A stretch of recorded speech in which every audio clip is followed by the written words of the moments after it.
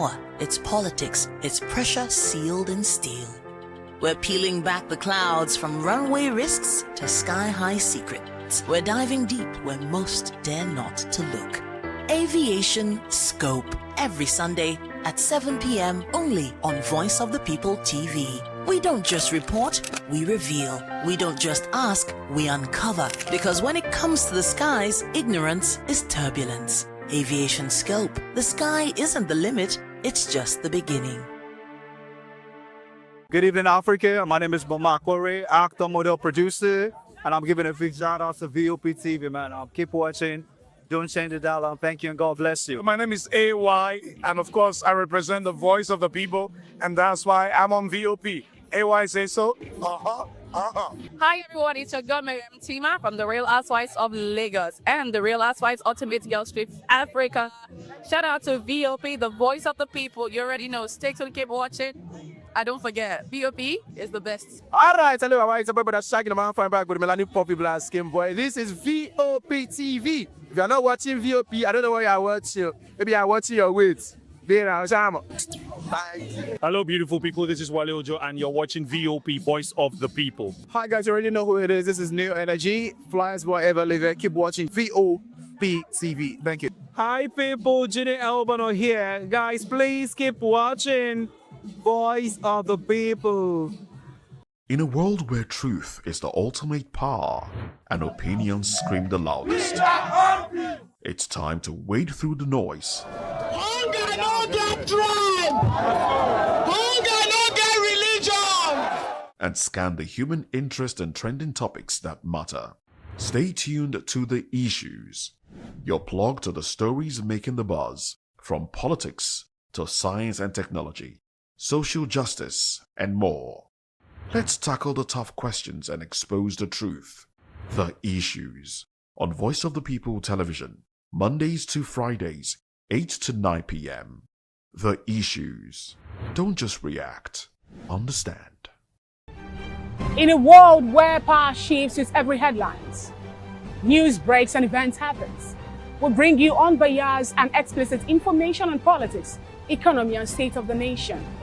We break down the chaos. Facts, not fluff.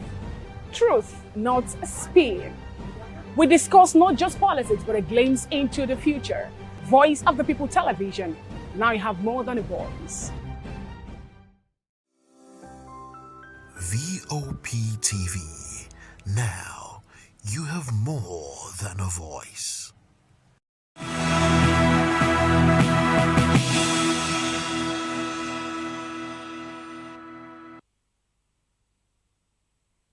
Hello and welcome to News Hour on Voice of the People TV. I am Vivian Oguche. And I am Nenna Ndomdioto. Before we begin, kindly visit our website www.vop.ng for fresh and trending news. First, the headlines. NANT demands suspension and review of tax law. Tinubu sympathizes with Joshua over Ogun fatal crash. Military source says U.S.-led airstrikes neutralized terror camps. Finance Ministry dismisses market fears over U.S. terror strikes. OT Soludo Adeleke signed 2026 budget into law. Wike denies alleged plot to destroy PDP for Tinubu. On the foreign scene, Trump pledges $2 billion for UN aid with warning. And in business news, presidency allays fears of tax laws hurting airlines. In sport, South Africa in last 16 with late penalty versus Zimbabwe. Well, in entertainment news, Akindele's behind the scene passes 1 billion naira.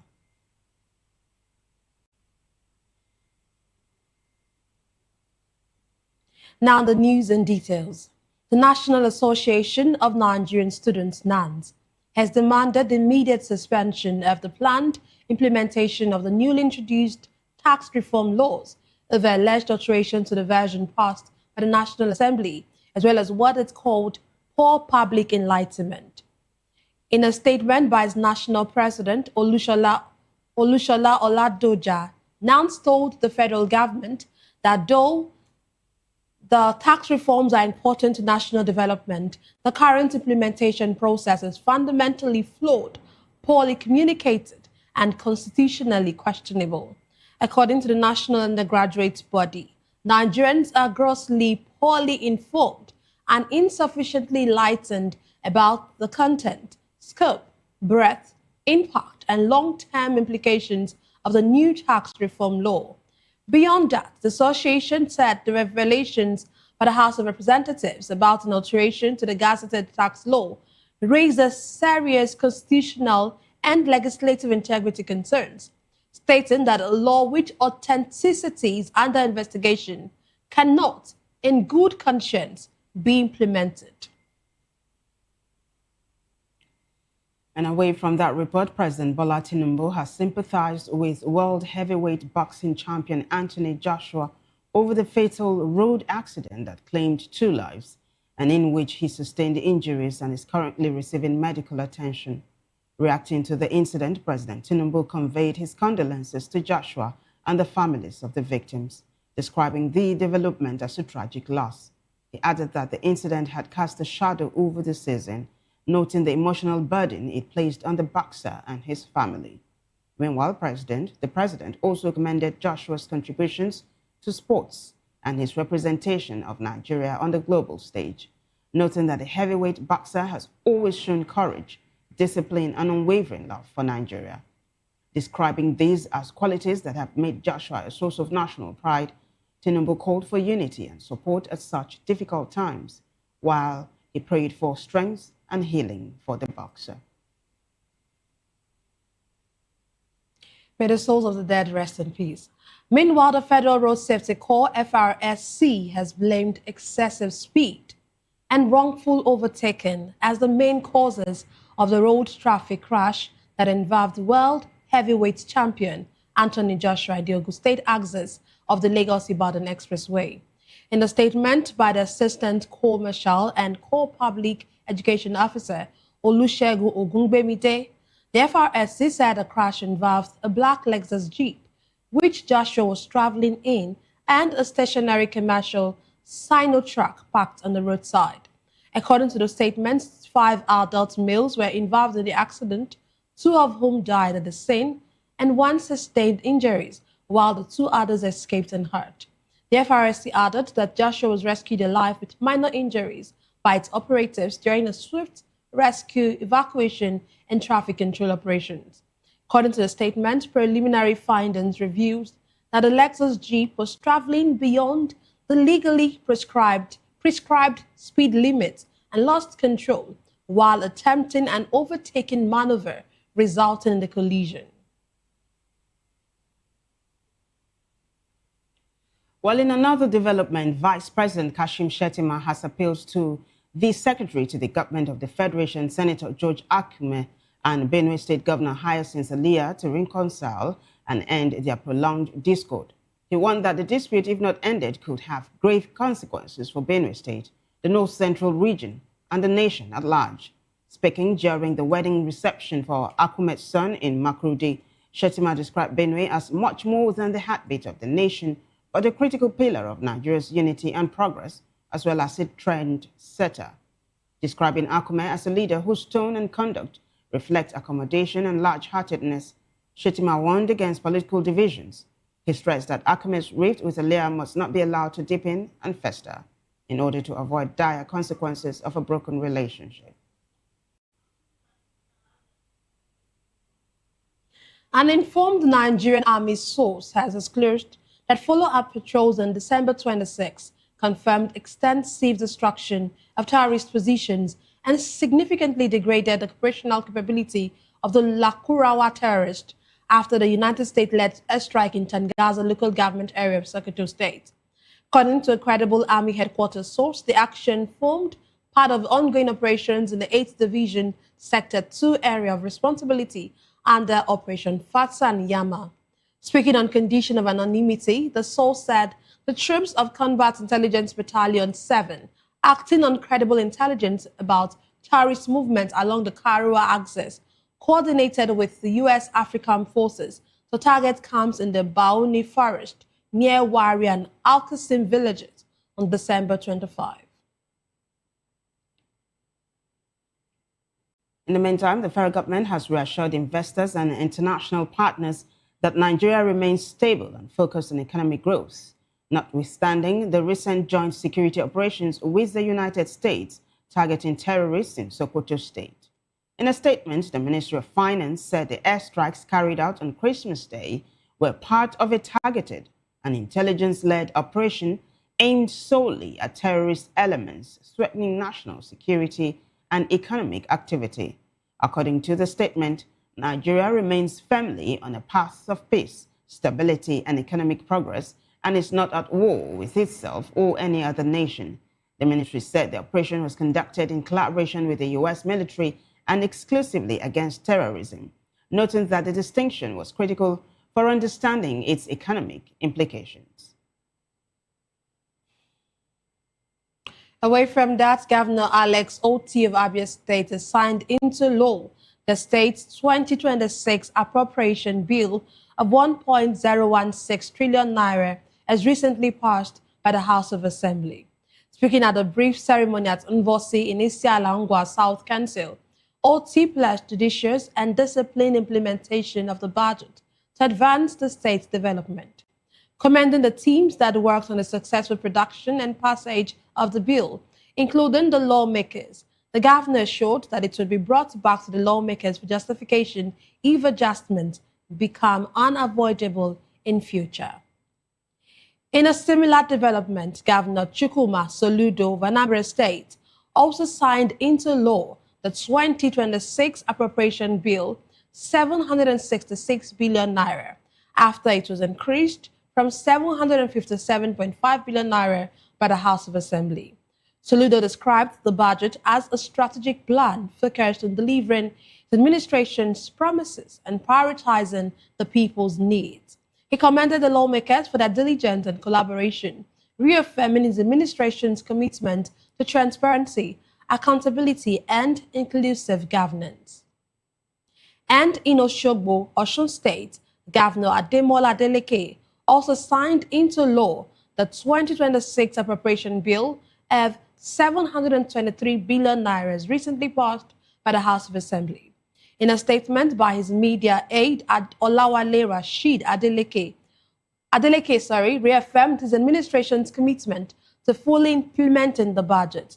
According to Adeleke, the bill aims to consolidate and expand governance and service delivery in line with his administration's 5-point agenda as it launches into its first final 4-year term. Well, away from that story, the Minister of the Federal Capital Territory, FCT, Nyesom Wike, says the People's Democratic Party will not win the territory in the next general election in view of what he called President Bola Tinubu's performance and his own open support for the administration.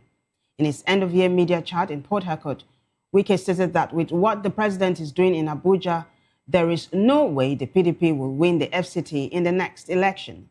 He also took a swipe at the Rivers State Governor Siminalayi Fubara for defecting to the All Progressives Congress APC, describing the move as belated and that Fubara lacks political structure. He noted that before the governor's defection, about 22 local government chairmen and nearly half of the members of the Rivers State House of Assembly had already dumped the PDP for the ruling party. In another development, media entrepreneur Dr. Pedro Baseki has vowed legal action following his alleged assault on Sunday. Also, the Edo State chapter of the People's Democratic Party, PDP, has condemned the incident. Obaseki said, though he abhors violence and does not wish to escalate tensions in Benin Kingdom, he is determined to seek justice through lawful means, adding that everybody that beat him as well as those who arrested and accosted him will pay. He added that he intends to file both civil and criminal charges against those involved, but stressed that he does not want any destruction of property or retaliatory violence. In a related development, the Edo State chapter of the PDP described the incident as a violation of Obaseki's fundamental human rights. In a statement by the State Publicity Secretary Dan Osa Ogbege, the PDP urged security agencies to immediately apprehend and prosecute those responsible. Staying with Edo State, the police command has begun investigations following a brutal attack on Don Pedro Obaseki in Benin City. The assault, which has sparked outrage on social media, reportedly involved youths beating and dragging him toward the palace over alleged remarks perceived as insulting to the Benin monarch. Our correspondent, Rhoda Johnny, has details.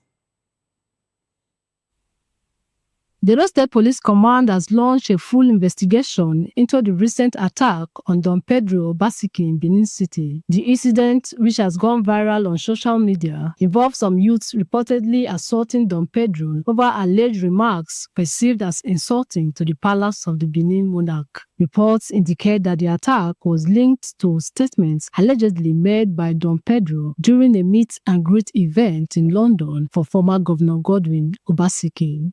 Dr. Pedro Obaseki was assaulted and he was rescued, was taken to the Oba Palace and was rescued by the officers at the palace, who then brought him to the police station. The CP, Commissioner of Police, CP Monday Agbonika, FDC, personally went to the division and the case and has ordered thorough investigation into the matter. We've seen the videos and of course the command is investigating the matter. The Edo State Police Command confirmed that they have reviewed the videos circulating online and are investigating both the circumstances of the attack and the identities of those involved. In Benin, Rhoda Johnny, GOP TV News. Thank you very much, Rhoda. Joining us virtually to analyze the news is House of Assembly candidate of Ikorodu Constituency 1, Lagos State, Sunday Oladapo. Thank you very much for joining us, Sunday. Yeah, thank you for having me, Lagosians, Nigerians, and compliment of the season. Yeah, compliment of the season as well. Okay, let's start with this. Of course, the tax reforms law that has been on the news for quite some time. National Association of Nigerian Students, NANS, has demanded immediate suspension of the planned implementation of the newly introduced tax reform laws over alleged alteration to the version passed by National Assembly, as well as what it called poor public enlightenment. And we know that, of course, the chairman of the tax reform has said that the date, January 1, 2026, remains sacrosanct. What do you make of this new development? Of course, many groups and persons as well have called for the suspension. Now, NANS is joining their voice to this call. What do you make of this? Yes, any action against that is late now. It's late. In the last interview, I said the same thing. I said the action will have made sense if it has happened 4, 5, 6 months ago. But it's just less than 5 days to the new year. And to me, it is late. NANS has just come up as it's supposed to do, but it's a belated, it's a late information or late action or late pressure. So to me, I believe the government will go ahead. But Sonny, if I can bring you back to Friday, when the National Assembly said that the tax law will be reviewed and re-gazetted, right? So if that is going to be what's happening, if that's what the National Assembly is recommending, don't you think the law actually should be suspended until the review and re-gazetting? For me as an opposition, I want it not only suspended, but thrown out. But the truth is that even the National Assembly that was alleged to have spoken, I think also denied it that they are on recess. So we don't even know where the truth is coming that they want to review it. So I think that objection then that there was alteration. So I believe that for me as an ADC member, we want it to be stopped because Nigerians are going through a lot at this time for this new tax policy to be added to our burdens. The subsidy was removed on petroleum. Many people paying electricity are not even being subsidized anymore. And now when government is putting all those burdens on us, taking away what we enjoy in the nation, and now you are now overtaxing us again. So for me, as an opposition, I believe it should have been thrown out. But the truth of the matter is that every noise, every cry now, the government has shown they are not ready to listen to us. So, and I'm very objective in my own thinking, because this is a government that have succeeded in buying over the entire political scene. Almost all the governors are decamping into APC. Almost all the assembly members. So they are having their ways. So the only thing I, as an opposition, is looking at is that 2027 is supposed to come very fast, so that we can have a decision that will now remove people that don't want the masses to be. So for me to, that's just the objective view from my point. Okay, I'll still stay on that particular story. If many Nigerians have called for the suspension of this, and the chairman and the president still goes ahead to implement this, what do you think would happen? What does this portend? Don't you think that Nigerians might actually revolt? Well, like being objective, nobody will revolt against it. And I have my reason for saying the number one, apart from few news media like yourself, and that are still very, very independent of themselves, the government has succeeded in winning majority of the news media to their side. And presently, outside that, one of the reasons why the government at the center is interested or in having interest in winning all the states is for reasons like this. Imagine a protest trying to hold in Lagos, and the government of Lagos will do all it can to suffocate that. Imagine a protest trying to hold in River. Are in their coffers. Okay, Sunday, before we let you go, especially regarding this matter, you said that yourself as an opposition member, being a member of the ADC, is in opposition to the implementation of this tax law. Yes. Now, why most Nigerians are calling for it to be suspended is because Honorable Member Dasuki from Sokoto had blown the whistle to say that, look, what the National Assembly had signed wasn't what was gazetted. But like Unena said earlier on, my colleague Unena said, the chairman of the tax reform, the president of the Presidential Committee on Tax Reform and all of that, Taiwo Oyedele, came out to say that, look, this is just being politicized, that this new tax law will benefit the vulnerable and make it more difficult for the elite. So would you say, this is just me, because you're very objective, would you say your party is actually playing politics by calling for it to be suspended? Or are you really on the side of the masses? Now, my party is on the side of the masses, because from time immemorial, the government at the center has shown to always give us Greek gifts. When they give us 1 naira forward, they will collect 10 naira back from the back.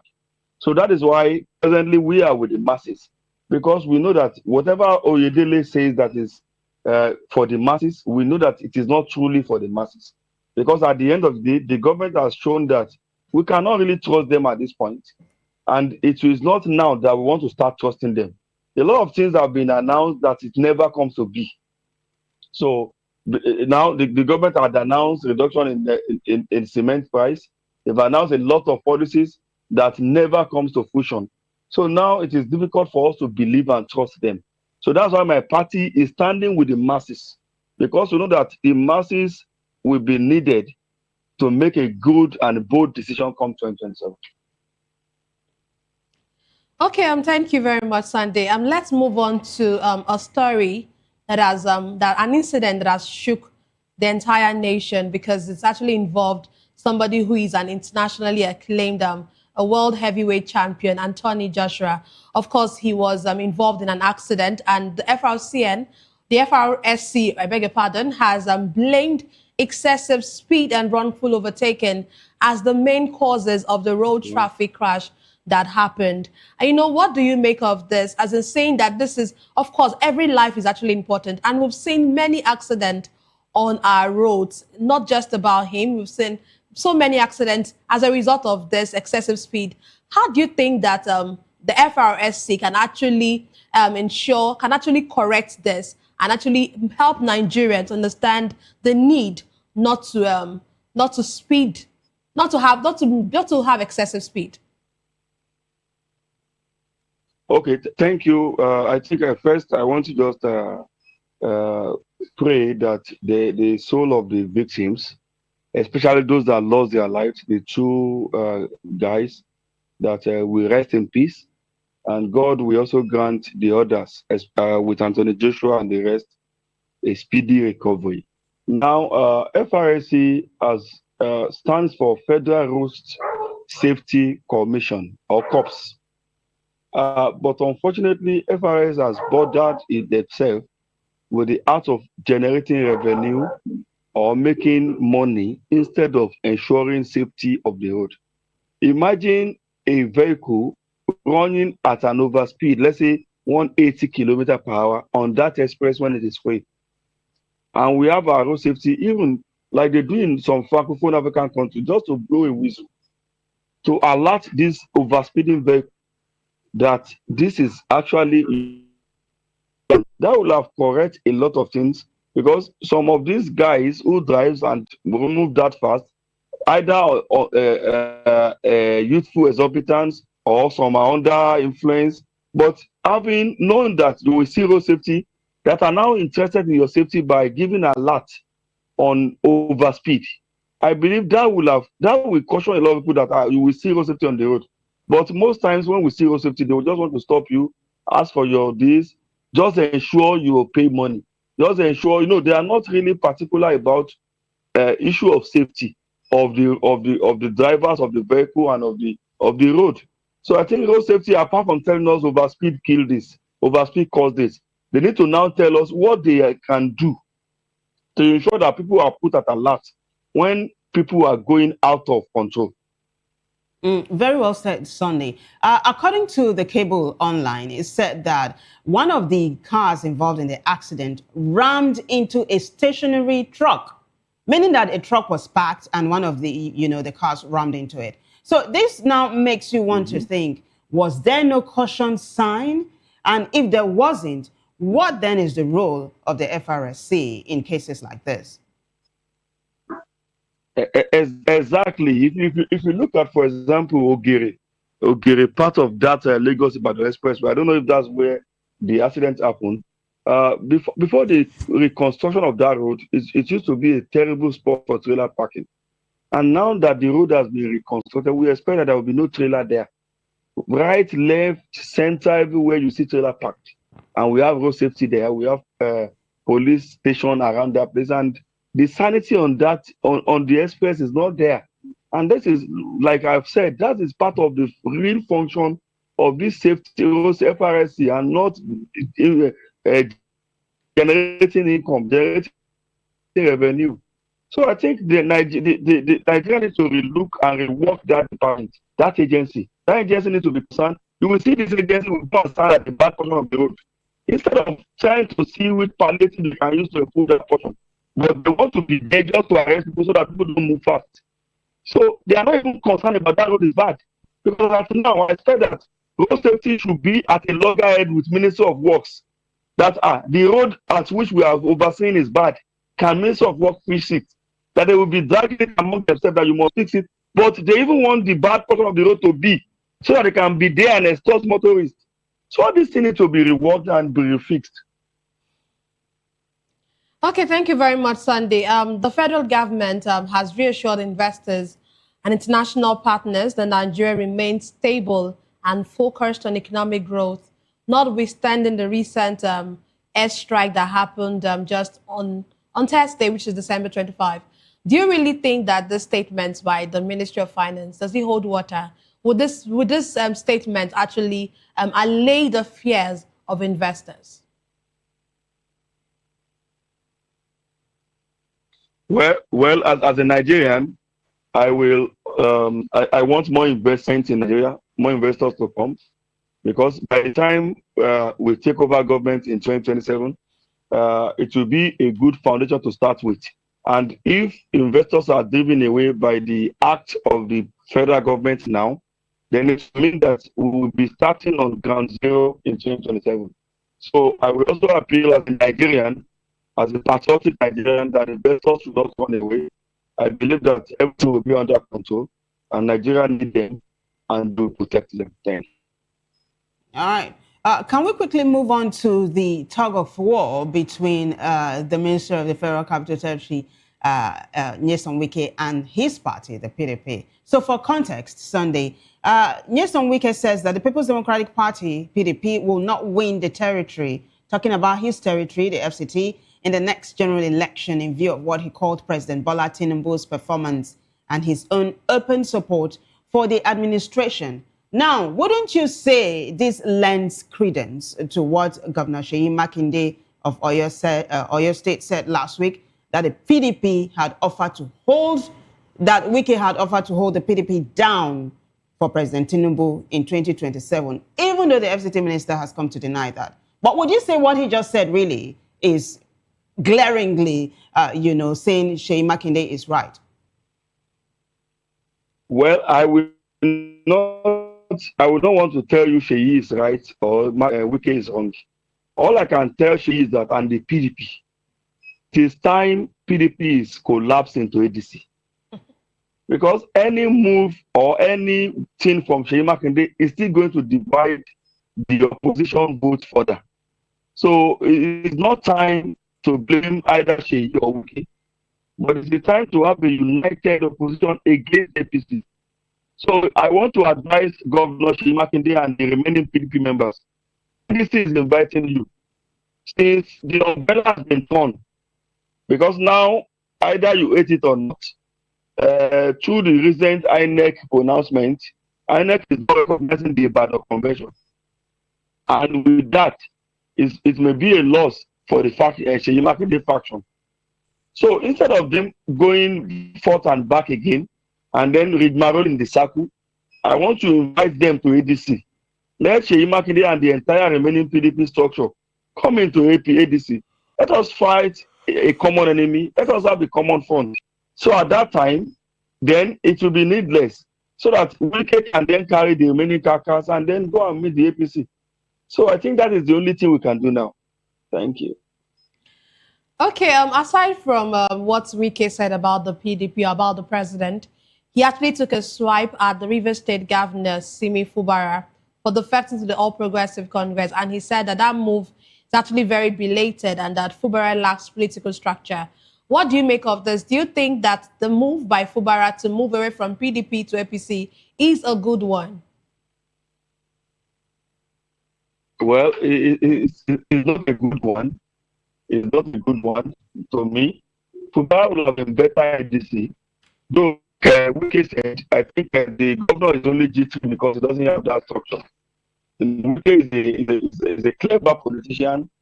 He ensured the governor won the election, but he held on to those structure. And the governor being G3, I believe he was just trying to move in the passive direction he felt Wike is moving. So to me, the governor is truly G3, but will have been better in ADC. It would have asked more strength, more followership, and more energy to even tame Wike in the River State. But as it is now, he has even come ahead of Wike to APC, and Wike is still claiming to be in PDP. So it's just a funny game we are having in River State. But Sunday, I heard you say that Wike is a very brilliant politician. So I want to pick your brains a little bit. So, for example, someone is in your party, the ADC, and they are playing ball with the opposition, like Wike is doing. He's in the PDP, but he's playing ball with the APC. Would your party tolerate such antics, or would you define it as anti-party activity? Well, ADC is a different political party entirely. Apart from the people joining us now, you see that ADC has been a party that we don't decamp. We don't just move up and down by the winds. So that makes us a little bit different. Now, when you are talking about smart and brilliant politician of which I qualify Wike. It's only a smart politician that can do that. He's using one hand to hold down PDP and another hand to be in APC. And every move by PDP to do the right thing, which is to have expelled him, has not worked. Now, PDP tried to expel him in Ibadan. That convention has been thrown out back according to INEC, because according to some legal luminary, if Federal High Court cannot stop a case, why an Ibadan High Court will now tell them they can go ahead. So that already is a lacuna that Wike, being a lawyer and a smart politician, has set for them.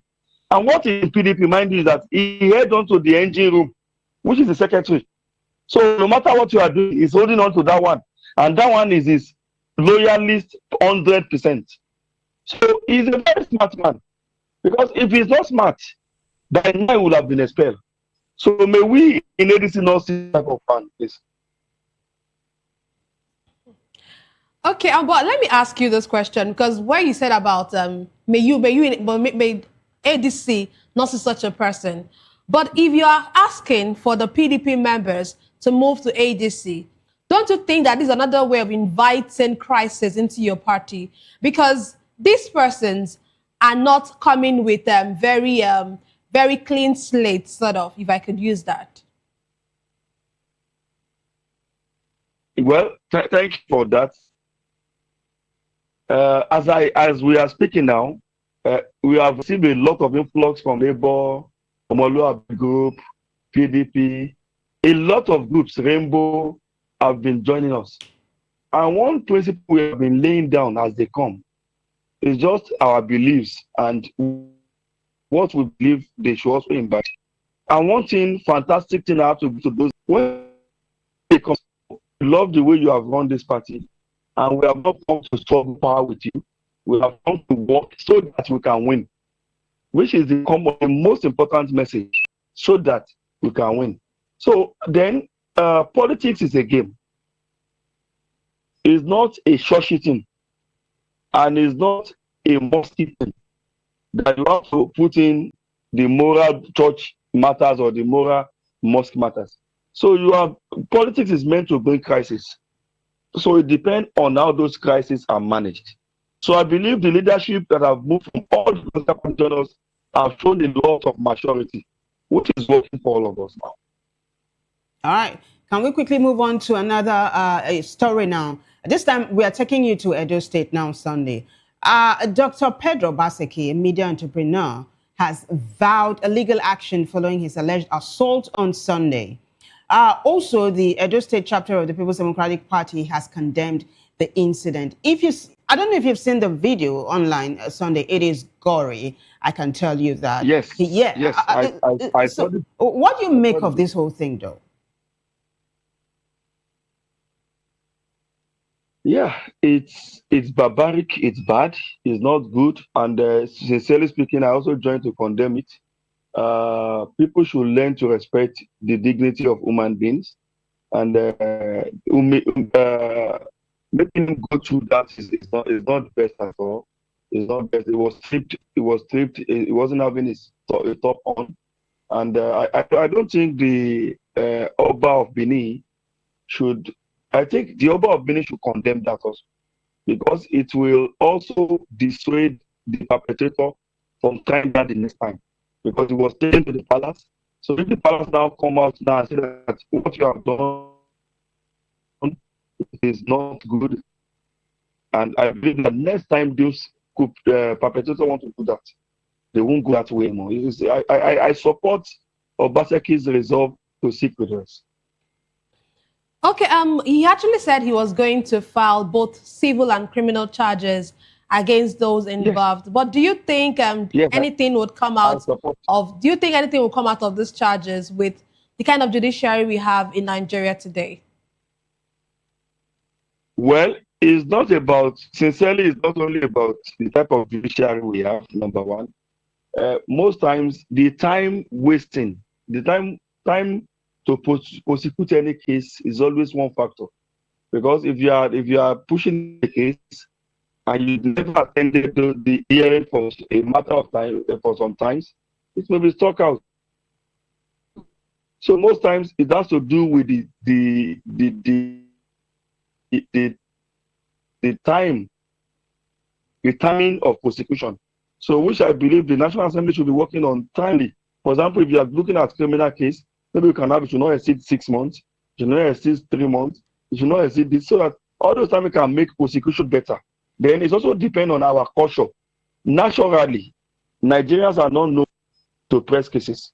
By the time this case starts, you just know that the Oba of the will use influence in him, the other party, and say, let us settle out of court.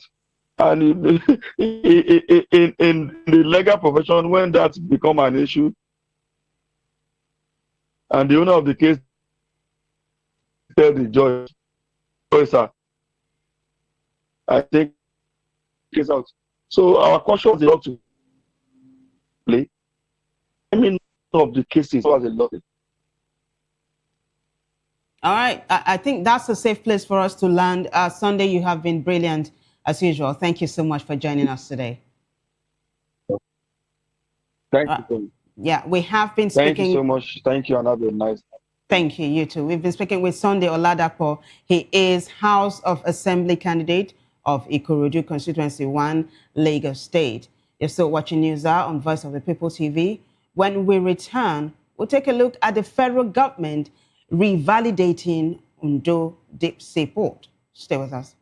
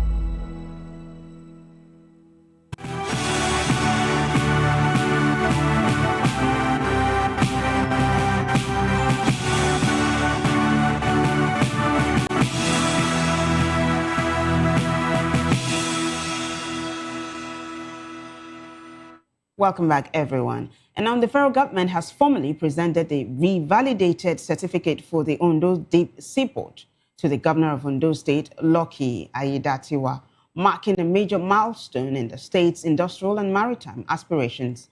Presenting the certificate in Abuja, the Minister of Marine and Blue Economy, Adegboyega Oyetola, said the revalidation was a federal government strategic intervention to unlock the state's vast maritime and blue economy potential, according to a statement by the special advisor to the minister. The minister noted that the deep sea port would serve as a catalyst for trade, industrialization, and regional economic integration as it aligns squarely with government's agenda to diversify the economy through maritime infrastructure, logistics, and coastal development. According to Oyetola, the Ondo Deep Sea Port is not just a project for Ondo State, it is a national asset that will strengthen Nigeria's competitiveness in global shipping, reduce pressure on existing ports, and create a new hub for exports, manufacturing, and job creation.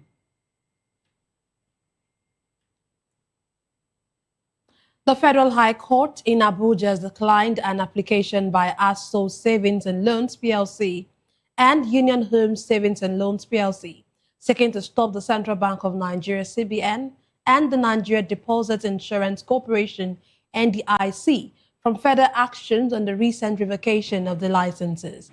Ruling on the plaintiff's ex parte motion moved by their lawyer, Joseph Silas, Justice Emeka Nwite held that the interest of justice would be better met by putting the defendant on notice. Sitting as the vacation judge, Justice Winte ordered that the defendant be put on notice to come forward and show cause, while the relief should not be granted. He then adjourned the matter until January 5, 2026 for the defendants to show cause. The plaintiffs had sought an order of the court restraining the defendants from taking further steps on the purported revocation of their operational licenses, pending the hearing and determination of the motion on notice. Well, time for another break, and right after the break will be World Report, business, sports, and entertainment stories. Stay with us.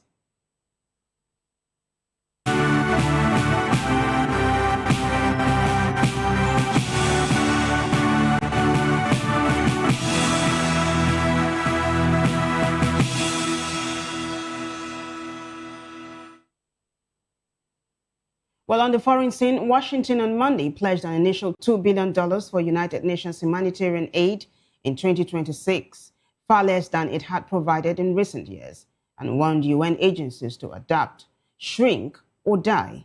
With this pledge, announced at the United States mission in Geneva alongside UN aid chief Tom Fletcher, the U.S. is pursuing a dramatic overhaul of how it funds UN humanitarian work. Instead of handing funds to individual agencies, it will funnel its contributions through the UN Aid Agency, OCHA, headed by Fletcher, which earlier this year launched a so-called humanitarian reset to improve efficiency and accountability. The U.S. funds will then be distributed to 17 selected countries, including the Democratic Republic of Congo, Haiti, Myanmar, Sudan, and Ukraine. The UN's Central Emergency Response Fund, which provides swift aid as new emergencies erupt or when existing crises rapidly deteriorate, would also receive a tranche of money. According to Jeremy Lewin, the senior U.S. official for foreign assistance, humanitarian affairs, and religious freedom, it is an initial anchor commitment. There are other countries that will be added as the U.S. continues to get more funding into this mechanism. We now move on to business. Chairman of the Presidential Fiscal Policy and Tax Reforms Committee, Taiwo Yedele, has dismissed claims that Nigeria's new tax laws will hurt the aviation industry, insisting rather that the reforms are designed to ease the long-standing financial challenges facing airline operators. In a statement, the committee acknowledged the genuine difficulties confronting the aviation sector, particularly the burden of multiple taxes, levies, and regulatory charges. However, it said it has engaged extensively with airline operators and other industry stakeholders, ardent that consultations were ongoing. According to the committee, contrary to concerns in some quarters, the new tax laws form a critical part of the solution to the industry's problems, as several long-standing cost drivers have either been reserved or are being structurally addressed. On withholding tax on aircraft leases, it described the existing 10% rate as the single biggest tax burden on airlines, explaining that under the new tax framework, the withholding tax has been removed and replaced with a rate to be determined by regulation, thereby creating room for either full exemption or a significantly lower rate. It noted that under the old system, an airline leasing a $50 million aircraft paid as much as $5 million in non-recoverable withholding tax, a cost that directly strained cash flow and operations. Still business news, the Nigeria Incentive-Based Risk-Sharing System for Agricultural Lending, PLC, says it guaranteed over 100 billion naira agricultural and agribusiness loans in 2025 towards boosting credit flow to the sector. It disclosed that over 100 billion approved credit guarantees in loans and investment in agriculture and agribusinesses across Nigeria enabled partner financial institutions to extend credit to value chain activities that would otherwise fall outside their risk appetites. Describing it as its highest annual finance facilitated to date, it said the milestone demonstrates its continued success in de-risking agricultural value chains, improving access to finance for agribusinesses, strengthening lender confidence in Nigeria's agriculture sector, and deepening financial inclusion. In a statement, the institution's managing director, Saad Hamidu, said the accomplishment underscores the power of structured risk-sharing models, strong partnerships with financial institutions, and the resilience of Nigeria's agribusiness entrepreneurs. And now to sport, South Africa's midfielder Oswin Apollis converted a late penalty to give South Africa a 3-2 Africa Cup of Nations victory over Zimbabwe in Marrakesh and qualification for the knockout stage. However, Bafana must wait until Wednesday to know who they will face on Sunday in the round of 16. It is likely to be either defending champions Cote d'Ivoire or five-time winners Cameroon. Egypt, who rested stars like Captain Mohamed Salah with first place, already assured, topped Group B with 7 points after a 0-0 draw against Angola in Agad. South Africa finished with 6 points, Angola 2, and Zimbabwe 1. Angola could squeeze into the knockout stage as one of the best 4 third-placed teams. In Marrakesh, President of the Confederation of African Football, South African Patrice Motsepe, was among a small but boisterous crowd that saw Bafana establish an early foothold. And now, entertainment news. Filmmaker Funke Akindele has hit another major career milestone with her latest cinema release, Behind the Scenes, crossing the 1 billion naira mark at the Nigerian box office.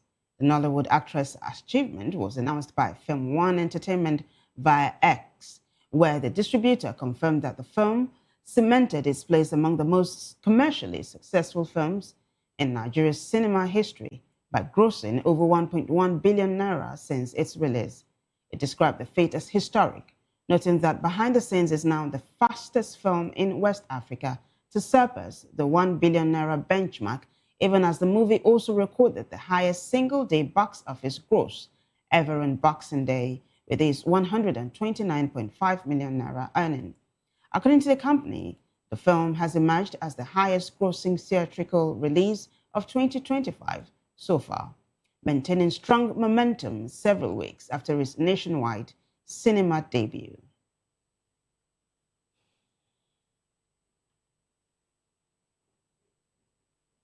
Well, that wraps it up for us in News Hour, but before we go, a quick look at the headlines. We told you that NANS has demanded suspension and review of the tax law.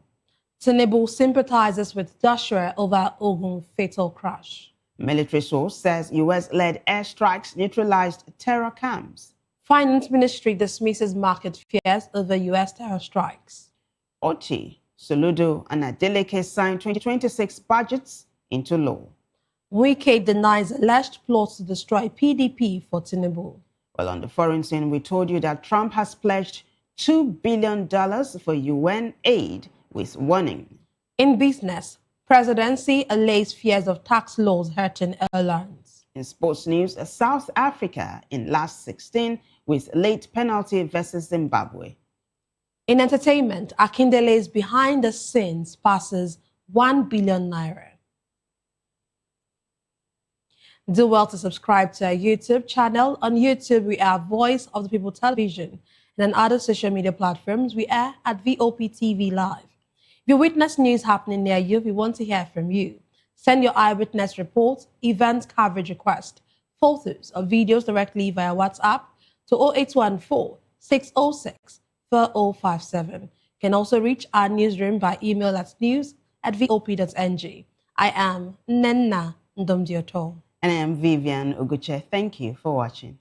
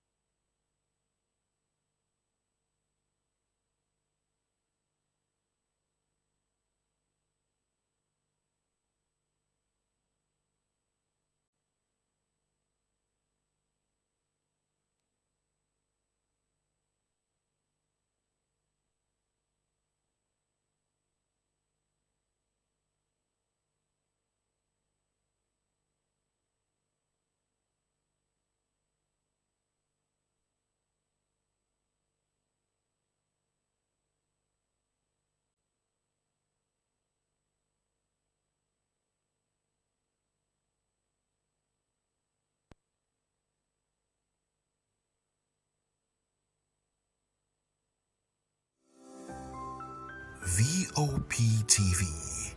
Now you have more than a voice.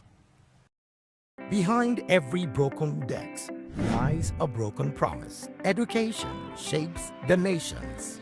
But who is asking the right questions? Introducing Edu Dialogue, the show that goes beyond the surface, exposes the cracks, the corruption, and the silence in Nigeria's education system. Edu Dialogue, Saturdays, 3 p.m., only on VOP TV. We break the biggest stories, from missing funds to policy failures. We ask the tough questions and demand real answers.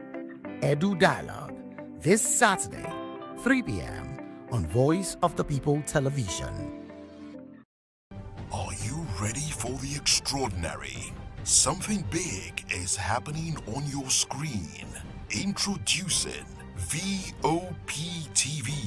Now streaming on SLTV channel 264. From breaking news to captivating conversations, news analysis, giving you all sides to the story. We break in-depth discussions on the issues that matter, from politics to sports, entertainment, and lifestyle. VOP TV on SLTV channel 264. Join us as we redefine what television means to you.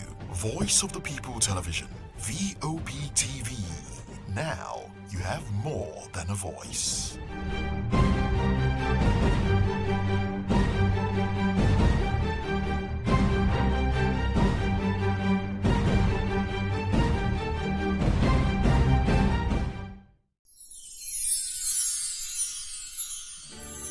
We are here with the leadership of VOP Television Lagos.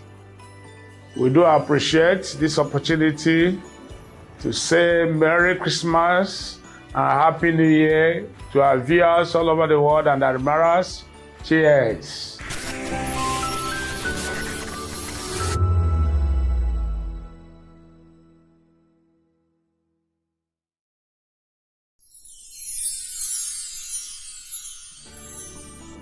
Ẹ̀yin tèmi ní Nàìjíríà lókè òkun, mò ń kí yín fún Kérésìmesì ọdún yìí á yabo fún wa o. Gbogbo àlàrí bá ti ṣe tààrọ̀ náà gbégbá o. I wish my fans all over the world, in Europe, America, Australia, everywhere, a Merry Christmas and a prosperous New Year.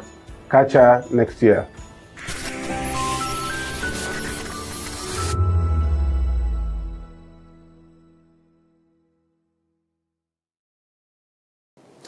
You've been wonderful all through the year. And this is from us, Voice of the People Television, saying Merry Christmas and a prosperous New Year to you all. See you at the top.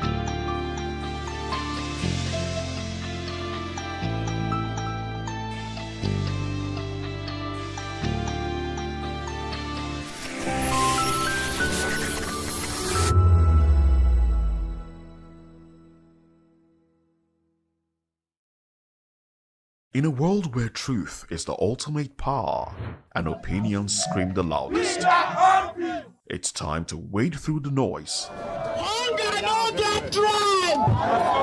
Hunger no get religion. And scan the human interest and trending topics that matter. Stay tuned to The Issues, your plug to the stories making the buzz, from politics to science and technology.